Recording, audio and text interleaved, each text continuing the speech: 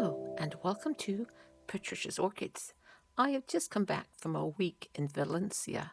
I had a lovely time and far too much red wine. I thought I would share with you how my orchids are doing after a week of being alone.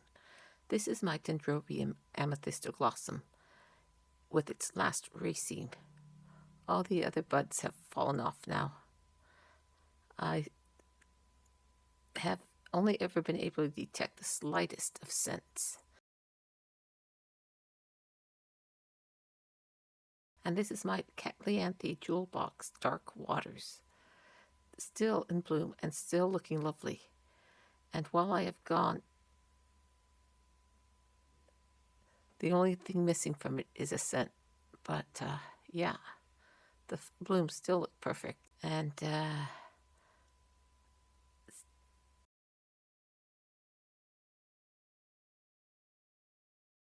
And this opened while I was gone. My Cattleya Domini Anna 1899.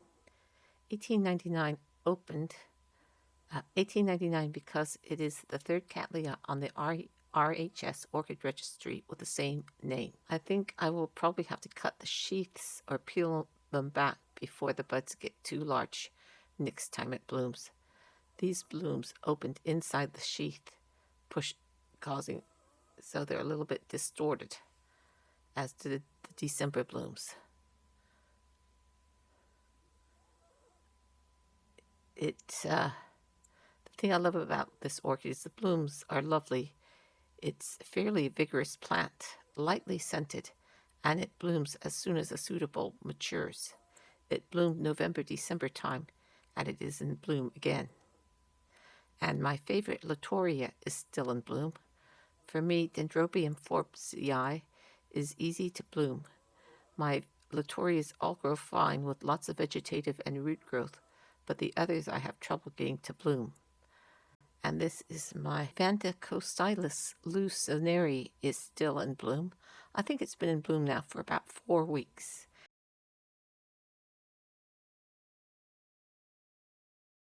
And this is my Catlianthe Fire Dance Patricia. It tends to bloom for about 4 to 6 weeks. Let's see if I can get a better view of the blooms.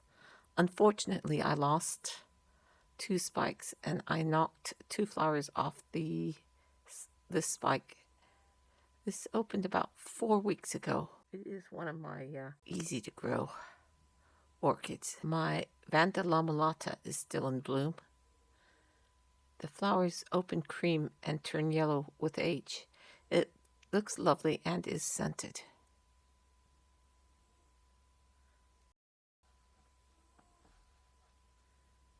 This is where I put my warm and intermediate growing orchids when I was away. I just leave the cold to cool growing orchids in the greenhouse, and my daughter will open the greenhouse door if it gets too hot. This is my Diopsis Nelly Eiler orange. When I potted it after it bloomed, I found it to be 3 separate plants. I got it at Tesco's for £6. Not bad.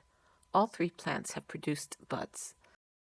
This is the one I thought would do the best, but it only has 1 bud on it, maybe 2. This was the second largest piece. It has a taller spike with several flowers, so I'm pleased with that. And there is a second spike. I'm not sure if you can just barely see it. It's just coming out above the pseudobulb. And then the last and smallest piece is on a piece of charcoal wrapped with cocoa fiber. Meanwhile, in the greenhouse, the other orchid to open its blooms while I was in Spain was my Dendrobium Nobly. I quite like it. The blooms are pretty. It is low maintenance and cold growing.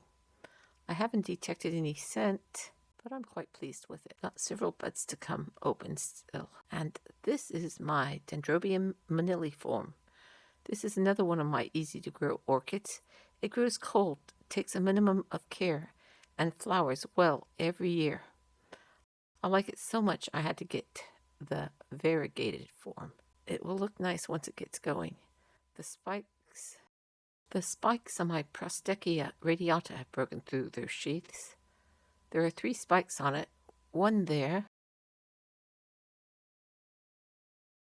another one over there, and a third one there.